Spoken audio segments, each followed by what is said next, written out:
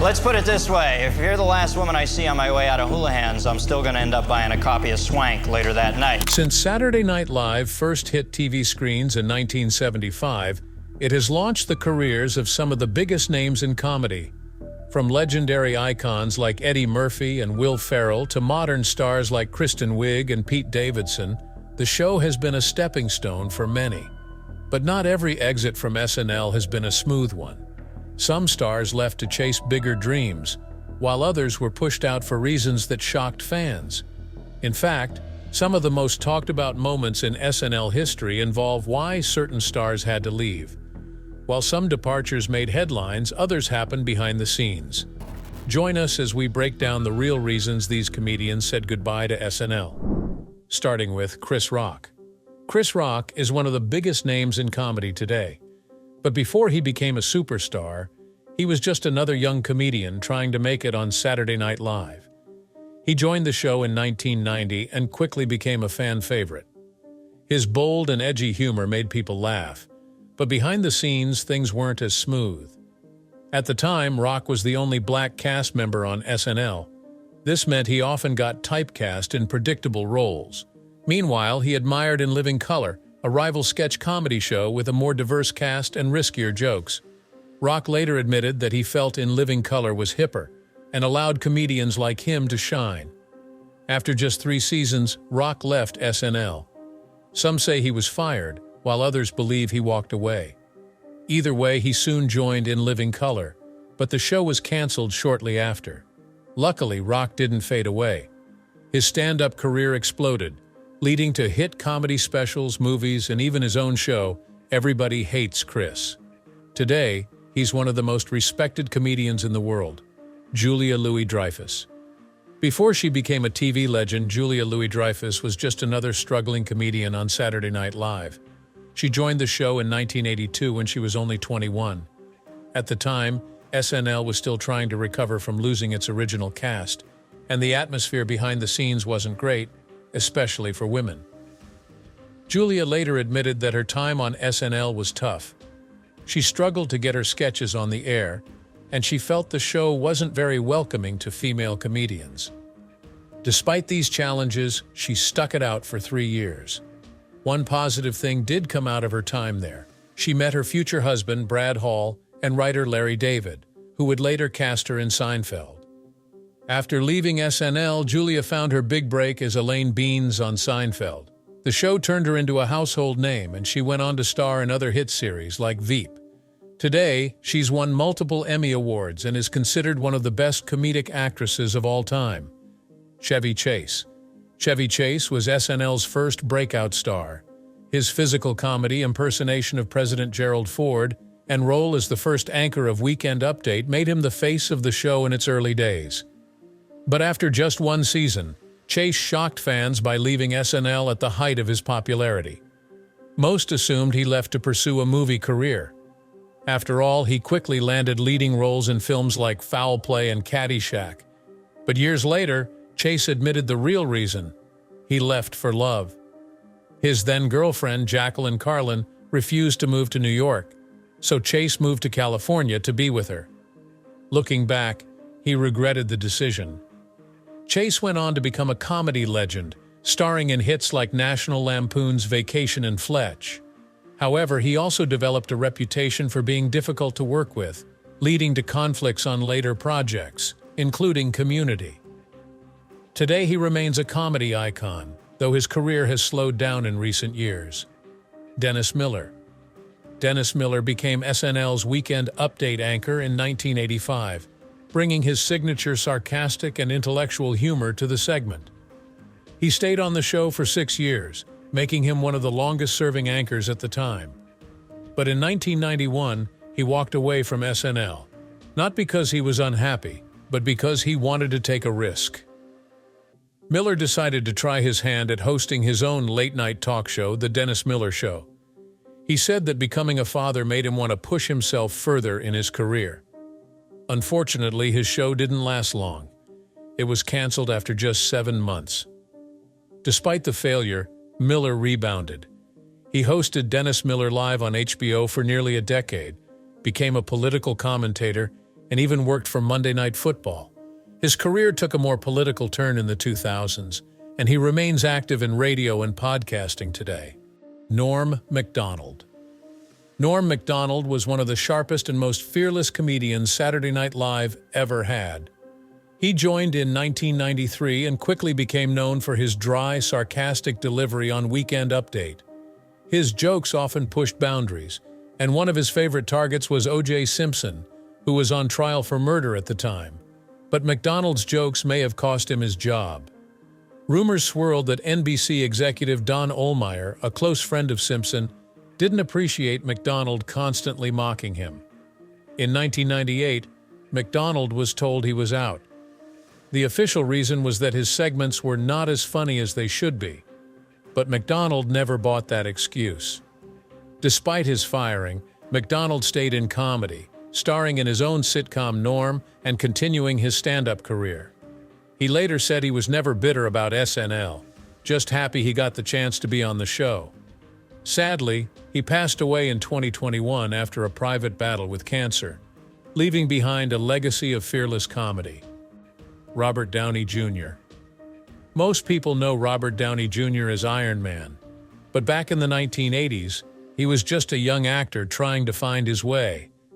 In 1985, he joined Saturday Night Live as part of a fresh new cast brought in to shake things up. The problem? Downey wasn't exactly a natural at sketch comedy. At the time, SNL was struggling with low ratings, and the network hoped to bring new energy to the show. But Downey, who was only 20, had little experience with live comedy. He later admitted that the fast-paced environment was overwhelming. Critics weren't kind to him either. Rolling Stone even ranked him as one of the worst SNL cast members ever. His time on the show lasted only one season, but that wasn't the end of his career. Downey went on to become a major movie star, though he faced struggles with addiction along the way. After making a huge comeback in the 2000s, he landed the role of a lifetime as Tony Stark in Iron Man, becoming one of Hollywood's biggest stars. Gilbert Gottfried. Gilbert Gottfried had one of the most unique voices in comedy, but his time on Saturday Night Live was a disaster. He joined the show in 1980 during a major transition period. Lorne Michaels, the original producer, had left, and so had most of the original cast. Fans weren't happy with the new team, and Gottfried found himself stuck in a tough situation. Unlike his later wild, loudmouth comedy style, Gottfried's performances on SNL were surprisingly low energy. He later admitted that the show's writers didn't know how to use him. In fact, they once wrote a sketch where he played a dead body just so he wouldn't have any lines. After a terrible season, most of the cast, including Gottfried, was fired. But he didn't let that setback stop him.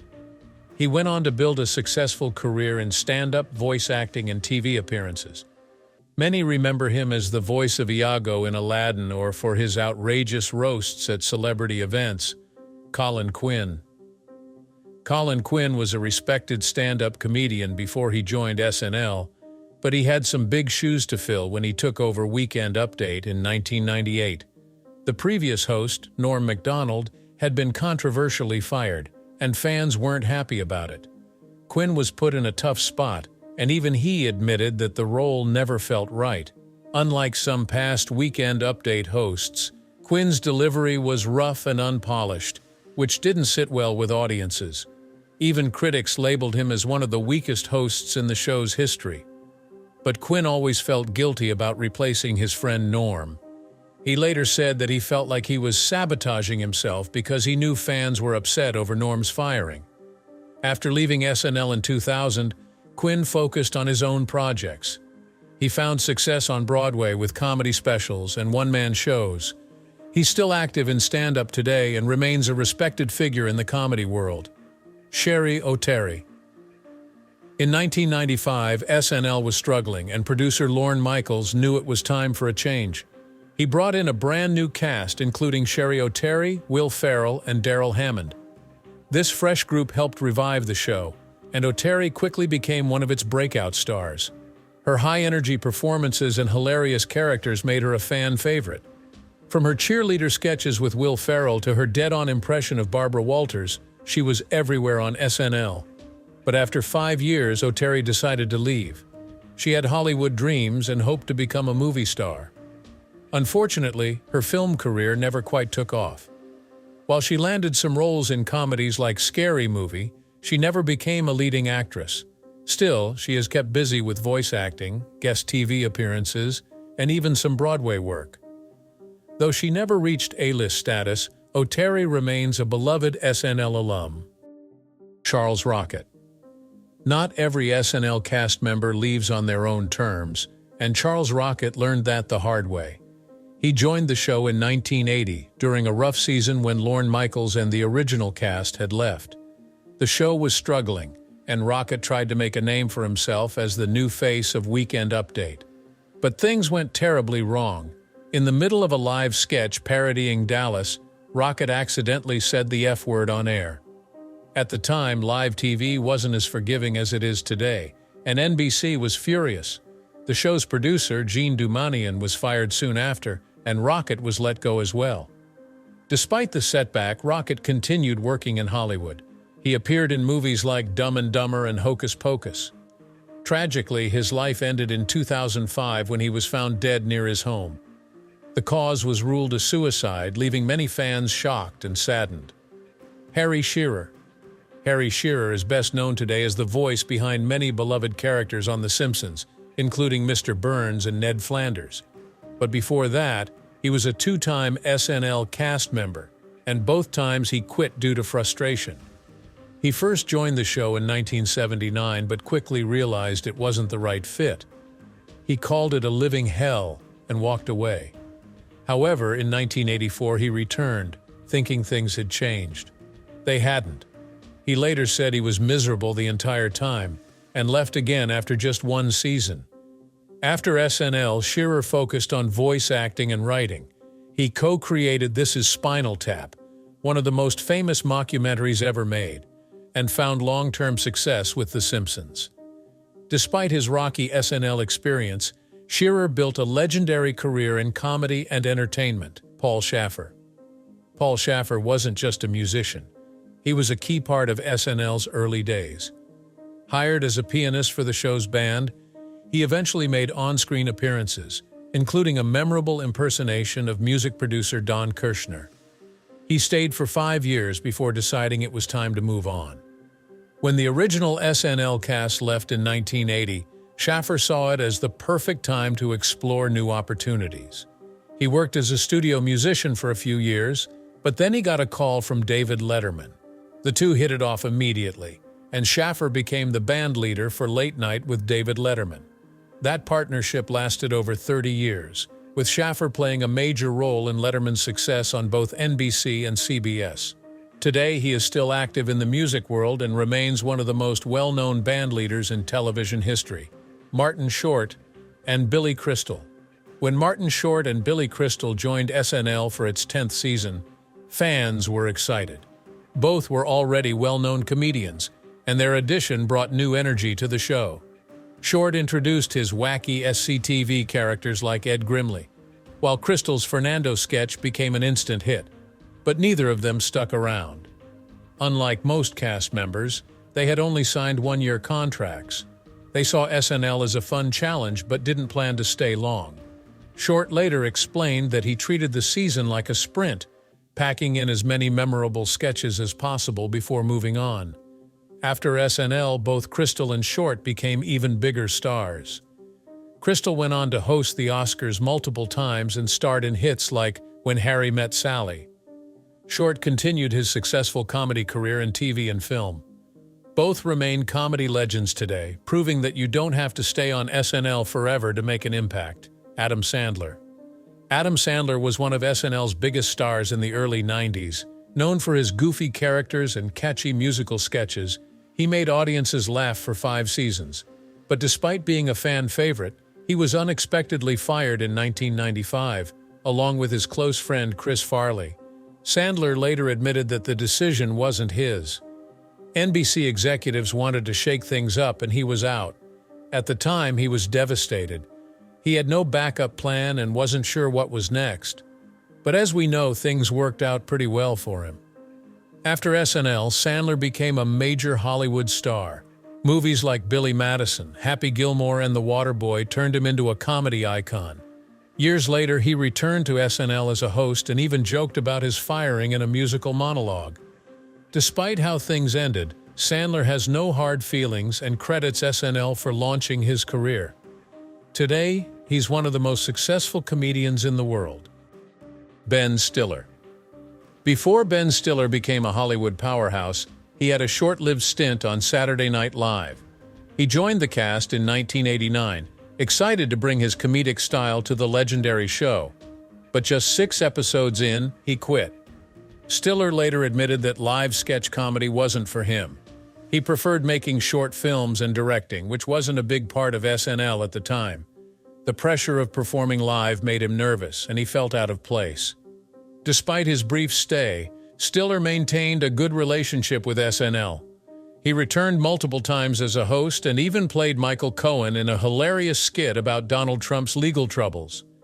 After leaving the show, he created The Ben Stiller Show, which led to a massive film career. Today, Stiller is known for hits like Zoolander, Meet the Parents, and Tropic Thunder, proving that leaving SNL was the right move for him. Sarah Silverman. Sarah Silverman is now one of the most well-known female comedians. But back in 1993, she was just another hopeful cast member on SNL. Unfortunately, her time on the show was short, only 1 season.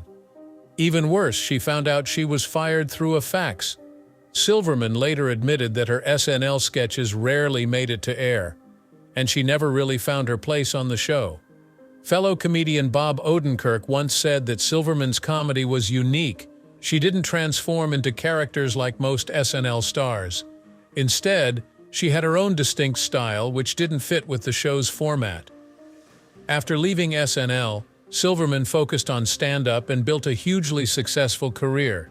She starred in the Sarah Silverman program and became a respected voice in comedy. Despite her rough SNL experience, she has no regrets and even returned as a host years later. Jay Mohr. Jay Mohr's time on SNL was filled with anxiety and self-doubt. He was on the show for 2 seasons, but he struggled to get his sketches on air. Feeling desperate, he made a huge mistake. He plagiarized a sketch. Mohr later admitted that he copied a routine from comedian Rick Shapiro and passed it off as his own. When SNL's producers found out, they confronted him, playing a recording of Shapiro's act. Mohr denied everything, but the evidence was clear. Surprisingly, he wasn't fired immediately, but he was let go at the end of the season. Looking back, Mohr said what he did was inexcusable. After SNL, he found success in acting and stand-up, starring in movies like Jerry Maguire and hosting his own sports podcast. Despite his rocky SNL exit, Mohr managed to rebuild his career and become a respected name in comedy. Al Franken. Al Franken wasn't just an SNL cast member. He was one of the show's original writers. He played a key role in shaping its early success, and his political satire made him a standout performer. But after years of being behind the scenes, he wanted more. In the mid-90s, Franken expected to be the next Weekend Update anchor. Instead, the job went to Norm Macdonald, and Franken was furious. Feeling overlooked, he decided to leave the show and focus on politics. He wrote best-selling books criticizing conservatives and eventually launched his own political radio show. In 2009, Franken took things a step further. He ran for a Senate seat in Minnesota and won. He served for nearly a decade but resigned in 2017 after multiple allegations of misconduct surfaced. Today, he still does comedy and political commentary, but his time in public office remains controversial. Leslie Jones. Leslie Jones became an SNL star later in life, joining the cast at age 47. Her loud, high-energy comedy made her one of the most memorable performers on the show. But after 5 seasons, she decided to walk away. Jones later explained that SNL was exhausting. The schedule was brutal. 100-hour weeks, constant writing, and live performances. At 52, she felt it was time for something new. She wanted to focus on projects where she had more creative control. After SNL, Jones landed her own Netflix stand-up special and became the host of Supermarket Sweep. She also starred in Coming to America alongside Eddie Murphy. Leaving SNL was a risk, but Jones has proven she can succeed outside the show. Alex Moffat. Alex Moffat joined SNL in 2016 and quickly became a standout performer. His impression of Eric Trump was a hit, and his portrayal of Joe Biden made audiences laugh. He was part of the show during a politically charged time, and his comedic timing was on point. But after 6 years, Moffat quietly left in 2022. Unlike some of his fellow cast members, he didn't make a big announcement about his departure. Instead, he shifted his focus to new opportunities. One of those was Broadway. He starred in The Cottage, a play directed by Seinfeld star Jason Alexander. Leaving SNL also gave him more time with his family. Moffat and his wife Caroline Rao welcomed a child, and he was happy to step away from the demanding SNL schedule. While he's not in the spotlight as much as before, he continues to take on new acting projects and remains a talented performer. Shane Gillis. Did you know that Shane Gillis never even made it to his first SNL episode? In 2019, he was announced as one of the show's new cast members, but within days he was fired. The reason being, his old podcast clips surfaced of Gillis making racist and offensive remarks. The backlash was immediate, and SNL quickly dropped him. Gillis defended himself, saying he was just pushing boundaries in comedy, but the damage was done. Being fired could have ended his career, but Gillis bounced back. He continued doing stand-up, built a loyal fan base, and even released a successful comedy special. While he never got his shot on SNL, he proved that getting canceled didn't mean the end of his comedy career. Which SNL exit shocked you the most, and why? Share your thoughts in the comments below, and don't forget to subscribe for more such stories.